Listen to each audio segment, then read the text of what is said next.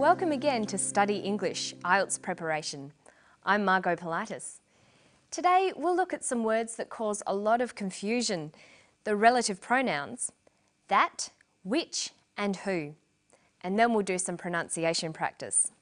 But first, let's listen to some people talk about a very dangerous tourist attraction from Australia's Northern Territory.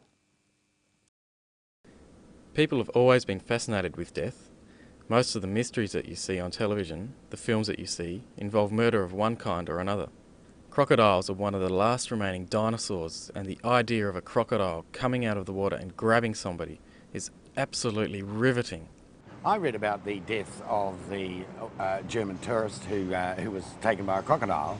It didn't put me off coming to the Northern Territory. Quite the opposite. In fact, I think the Northern Territory is famous for its crocodiles and probably quite famous for its crocodile attacks. And that tourists who come here would like to be or feel as though they were involved in that danger. Tourists want to have a story to take home. And if they can say that they were in the Northern Territory where the German tourist was taken by the croc, then it adds to their own adventure. So he thinks people may actually be attracted to the Northern Territory because of the dangerous crocodiles.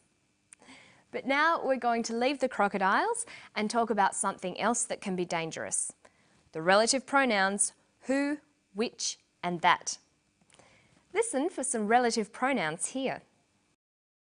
People have always been fascinated with death. Most of the mysteries that you see on TV, the films that you see, involve murder of one kind or another. I read about the death of the German tourist who was taken by a crocodile. Most of the mysteries that you see on TV involve murders. I read about the death of the tourist who was taken by a crocodile.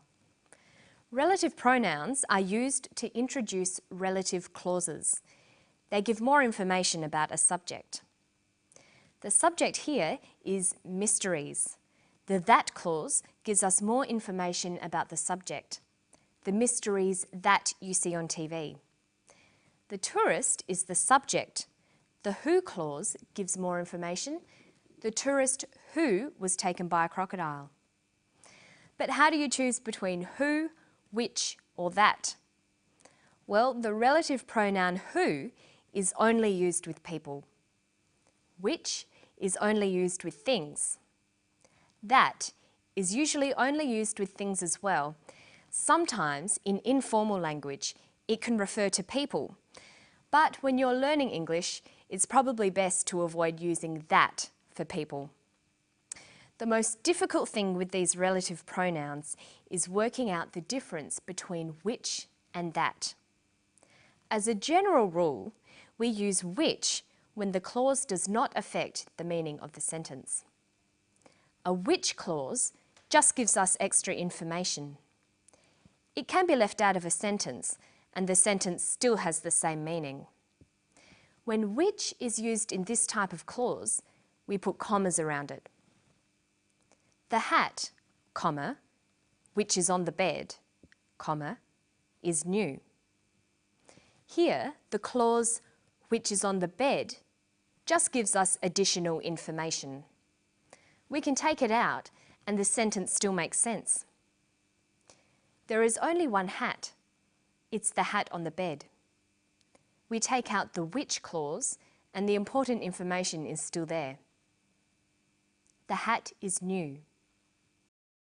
Okay, now let's look at that. We use that for clauses that are a crucial part of the sentence. They are actually part of the definition of the subject. The hat that is on the bed is new.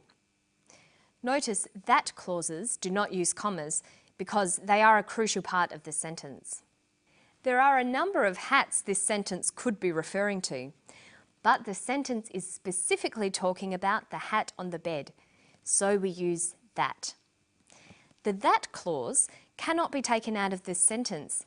The hat is new. It doesn't make sense here because it